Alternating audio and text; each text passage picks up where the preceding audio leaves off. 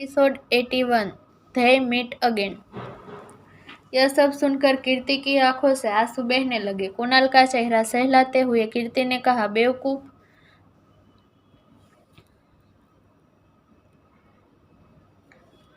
Obviously मैं तुम्हारा wait करूंगी, चाहे 1 महीना हो या 1 साल, मैं तुम्हारा वेट करूंगी।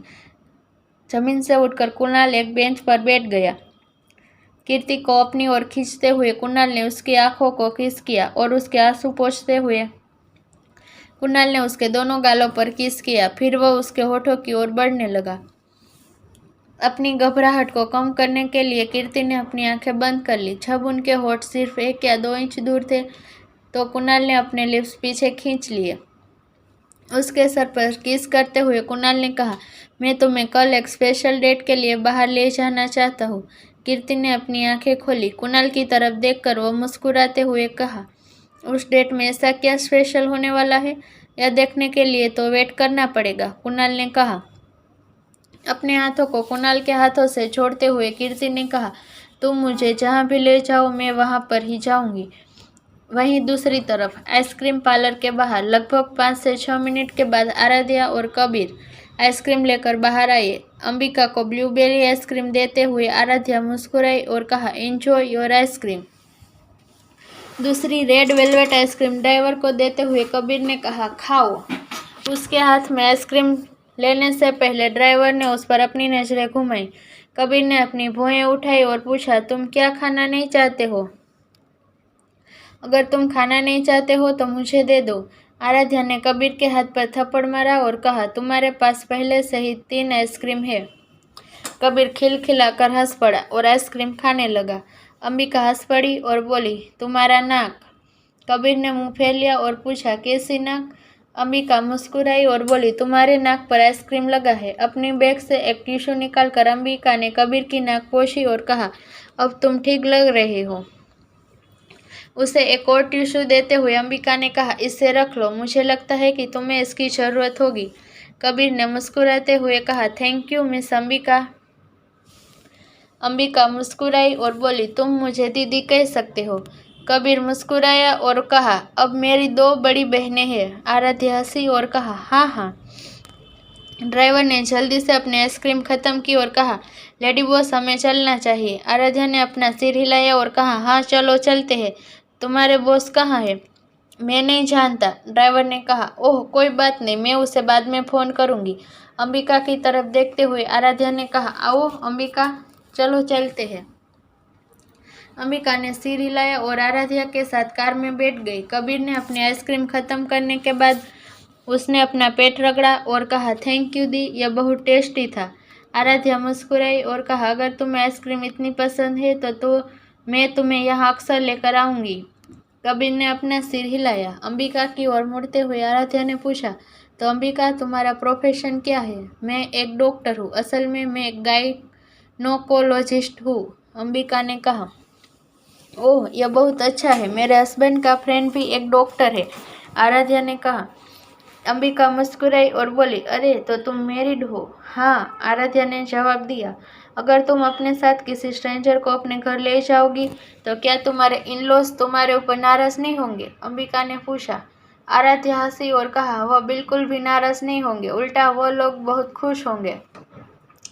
अंबिका ने हंसते हुए कहा, मुझे लगता है कि तुम्हारे इन-लॉज तुम्हें बहुत अच्छे से ट्रीट करते हैं। वो मुझे अपनी बेटी की तरह मानते हैं, खासकर मेरी सास, वो मुझे अपनी बेटी की तरह प्यार करती है। तब तुम बहुत लकी हो, अंबिका ने कहा। क्या तुम भी मैरिड हो? आराध्या ने पूछा। अंबिका मुस्कुराई और बोली, नहीं। तो तुम अमेरिका में क्या कर रही थी? आराध्या ने पूछा।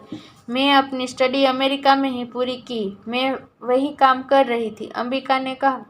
तो फिर तुम वापस क्यों आई? अंबिका के होठों पर एक हल्की सी मुस्कान आ गई और उसने कहा, ऐसी बहुत सारी चीज़ें हैं जिनका मुझे सामना करना है और मैं बहुत लंबे टाइम से अपने देश वापस आना चाहती थी और जब मुझे यहाँ एक हॉस्पिटल में जॉब मिली तो मैंने परमानेंटली यहाँ पर सेटल करने का डिसीज़न ले लिया। अंबिका जिस तरह से बात करती थी उसमें कुछ अजीब लग रहा था। मैडम हम आ गए, ड्राइवर ने कहा। आराध्या ने अपना सिर हिलाया और कहा, अब तुम घर जा सकते हो, थैंक्स फॉर टुडे दी, अब मुझे चलना चाहिए, कबीर ने कहा। आराध्या मुस्कुराई और कहा, ठीक है, मुझसे मिलने आना मत भूलना। कबीर ने अपना सिर हिलाया। टेक केयर और आज के लिए थैंक, अंबिका ने भी कहा। कबीर मुस्कुराते हुए अपना सिर हिलाया और वहां से चला गया। कार से बाहर निकलते ही अंबिका ने अपने सामने एक जानी पहचानी हवेली देखी तो वो वही जम गई। यह मेरा घर है, आराध्या ने कहा। क्या यह सिंघानिया पैलेस नहीं है? अंबिका ने पूछा। आराध्या ने अपना सिर हिलाया और कहा, क्या तुम्हारा रुद्राक्ष सिंघानिया से कोई रिलेशन है? अंबिका ने पूछा। हाँ, वो मेरे हस्बैंड है, लेकिन तुम उन्हें कैसे जानती हो? इससे पहले कि अंबिका कुछ कहती, मेंशन के सामने एक कार रुक गई। रुद्राक्ष पहले कार से बाहर निकला। उसे अपनी भौहें उठाई जब उसने अपनी वाइफ के साथ एक जाने पहचाने इंसान को खड़ा देखा। अपना सूट ठीक करते हुए रुद्राक्ष ने उनकी ओर कुछ कदम बढ़ाए और कहा, लॉन्ग टाइम अन्ना। अंबिका ने कुछ नहीं कहा। तुम दोनों एक दूसरे को जानते हो? आराध्या ने पूछा। इस बीच सिद्धार्थ, जो अभी अभी कार से बाहर निकला था, इसलिए जब अंबिका को वहां पर देखा तो जबरदस्ती कार का दरवाजा बंद कर दिया और कहा, व्हाट द हेल। सार्थक, जो अंदर बैठा था, उसने दरवाजा पीटा और चिल्लाया, बेवकूफ, तुम क्या करने की कोशिश कर रहे हो? मुझे बाहर निकलने दो। रुद्राक्ष को घूरते हुए अंबिका ने पूछा, क्या वह भी यहाँ है? तुम्हें क्या लगता है? रुद्राक्ष ने पूछा। जल्दी से उनकी ओर आकर सिद्धार्थ ने अंबिका की ओर देखकर मुस्कुराया और कहा, अन्ना, बहुत समय हो गया है, कैसी हो? इससे पहले कि अंबिका उसके सवाल का जवाब दे पाती, एक लंबी फिगर कार से बाहर निकली। सिद्धार्थ, तुम? सार्थक बोलते बोलते चुप हो गया जब उसने अपने सामने किसी ऐसे इंसान को खड़ा देखा जिससे वह शायद कभी भी देखना नहीं चाहता था। अंबिका को देखते ही सार्थक के हार्ट बीट बहुत ज्यादा बढ़ गई। सार्थक ने जल्दी से खुद को तैयार करते हुए अंबिका की ओर कुछ कदम बढ़ाए। उसके सामने खड़े होकर सार्थक ने उसे देखकर एक व्यंग भरी मुस्कान से साथ कहा, अरे मिस अंबिका, बहुत टाइम हो गया है। अंबिका उसकी ओर देखकर मुस्कुराई और कहा, हाँ, सचमुच बहुत समय हो गया।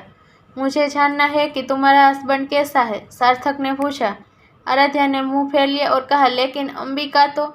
लेकिन इससे पहले कि आराध्या अपनी बात पूरी कर पाती, अंबिका ने उसका हाथ पकड़ लिया और उसे कुछ न कहने का इशारा किया। सार्थक की तरह देखकर अंबिका ने मुस्कुराते हुए कहा, he is a great person और वह मुझे बहुत अच्छे से ट्रीट करता है। सार्थक ने अपनी आंखें मूंद ली। अपने हाथों की मुट्ठी बनाते हुए सार्थक ने कहा, good for you. Tense atmosphere देखकर सिद्धार्थ ने कहा, ठीक है, चलो अंदर जाकर बात करते हैं। रुद्राक्ष ने अपना सिर हिलाया और कहा, हाँ, हमें अंदर जाना चाहिए। फिर आराध्या को अपनी ओर खींचते हुए रुद्राक्ष अंदर चलने लगा। आराध्या ने रुद्राक्ष के हाथ पर थप्पड़ मारा और कहा, तुम सब अंदर जाओ, मैं पहले अंबिका को ऊपर ले चलती हूँ। ऊपर क्यों? सिद्धार्थ ने पूछा। असल में आज जब आराध्या ने कहा, क्या हुआ, क्या तुम ठीक हो? रुद्राक्ष ने पूछा। आराध्या ने मुंह फेर लिया और कहा, मुझे कुछ नहीं हुआ, असल में अंबिका। सार्थक ने भुहें उठाई और पूछा, तुम्हें क्या हुआ? उसके सवाल को इग्नोर करते अंबिका आराध्या की ओर मुड़ी और कहा, मुझे लगता है कि मुझे यहाँ से जाना चाहिए, आप सभी को अंदर चले जाना चाहिए। आराध्या ने सिर हिलाया और कहा, नहीं, तुम्हें यहाँ रात के डिनर के लिए रुकना है और तुम्हें अपने कपड़े भी बदलने हैं। ठीक है, क्या तुम कबीर को यह बता सकती हो कि मैं कल उसका कोट भेजूंगी? अंबिका ने कहा।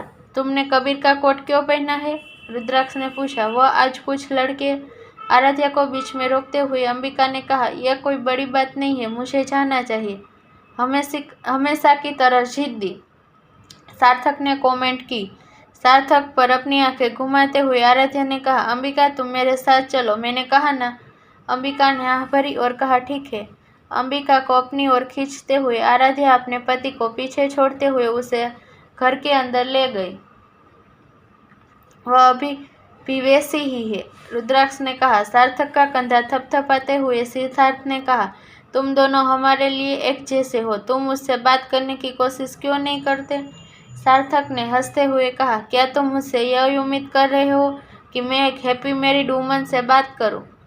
ठीक है, अब इसे भूल जाओ, क्योंकि वह अब वापस आ गई है। मुझे पता है कि चीज़ें बहुत कॉम्प्लिकेटेड होने वाली है, लेकिन हम यह नहीं भूल सकते कि वह भी हमारी दोस्त है। इन सभी चीज़ों को अभी के लिए छोड़ दो और अंदर चलते हैं, रुद्राक्ष ने कहा। वही रूम के अंदर अंबिका के कपड़ों का सेट देते हुए आराध्या ने पूछा, तुमने उनसे झूठ क्यों बोला? अंबिका ने एक गहरी आंख भरी और कहा, मैं तुम्हें सब कुछ बता दूंगी आराध्या, लेकिन आज नहीं। आराध्या ने अपना सिर हिलाया और कहा, तुम्हें जितना टाइम लगे ले लो, और हाँ, यह मत भूलना कि मैं हमेशा तुम्हारे साथ रहूंगी। अंबिका उसे देखकर मुस्कुराई और वॉशरूम की तरफ चली गई। वहीं डाइनिंग रूम, साक्षी जी और अंशिका टेबल सेट करने में बिजी थे और बाकी सब बातें करने में बिजी। साक्षी जी आराध्या को देखकर मुस्कुराई और कहा, मेरी बेटी ने आज एक नया फ्रेंड बनाया है। साक्षी जी के सामने खड़े होकर अंबिका हल्के से मुस्कुराई। कुछ देर अंबिका को घूरते हुए साक्षी जी ने पूछा, तुम बहुत जानी पहचानी लग रही हो, क्या हम इससे पहले मिले हैं? अंबिका ने साक्षी जी की ओर मुस्कुराते हुए कहा, मुझे लगता है कि मेरा यम मुझे पहचान नहीं पाया। अंबिका ने अपने चेहरे पर हाथ फेरते हुए शिकायत की, क्या मैं इतनी बदसूरत हो गई हूँ? अचानक कुछ सोचकर साक्षी जी मुस्कुराते हुए बोली, अन्ना, और फिर उन्होंने जाकर अंबिका को गले लगा लिया। साक्षी जी के बाहों में अंबिका रो पड़ी और बोली, मैंने आपको बहुत मिस किया। उसकी पीठ थपथपाते हुए साक्षी जी ने कहा, मैंने भी तुम्हें बहुत मिस किया, लेकिन मैं तुमसे नाराज़ हूँ कि तुम अचानक बिना किसी को बताए वापस क्यों चली गई? सार्थक हंसा और बोला, क्योंकि वह अपने सो कॉल्ड फियोंसे के साथ शादी करने के लिए बहुत बेताब थी। उसकी बातों को नज़रअंदाज करते हुए अंबिका ने कहा, आई एम सॉरी यम, लेकिन मैं अब वापस नहीं जाऊंगी। क्या तुम अब हमेशा मुंबई में ही रहने वाली हो? साक्षी जी ने पूछा। अंबिका हंस पड़ी और बोली, हाँ, मैं वापस नहीं जा रही हूँ। सिद्धार्थ मुस्कुराया और कहा, यह बहुत अच्छा है एंड हमें अब से और ज़्यादा हैंग आउट करने के लिए बाहर जाना चाहिए। अपना सिर हिलाते हुए रुद्राक्ष ने कहा, हाँ, और हमें बहुत कुछ करना भी है ना सार्थक? सार्थक कुछ नहीं बोला। अंबिका मुस्कुराई और बोली, हाँ जरूर, ठीक है, अब सब लोग खा लेते हैं, साक्षी जी ने कहा। आराध्या अंबिका के पास बैठने ही वाली थी कि रुद्राक्ष ने अचानक उसकी कमर पकड़ ली और कहा, तुम्हें क्या लगता है तुम कहाँ जा रही हो? आराध्या ने मुंह फेर लिया और पूछा, आप क्या कर रहे हैं? आराध्या, क्या तुम्हें नहीं लगता कि तुमने आज मुझे बहुत ज़्यादा इग्नोर कर दिया? कल रात मेरा फ़ायदा उठाने के बाद आज तुम मेरे साथ ऐसा बिहेव करना चाहती हो? रुद्राक्ष ने कहा। ये सुनकर आराध्या ने अपना मुंह बिगाड़ा। तो आगे इस कहानी में क्या होता है जानने के लिए सुनते रहिए।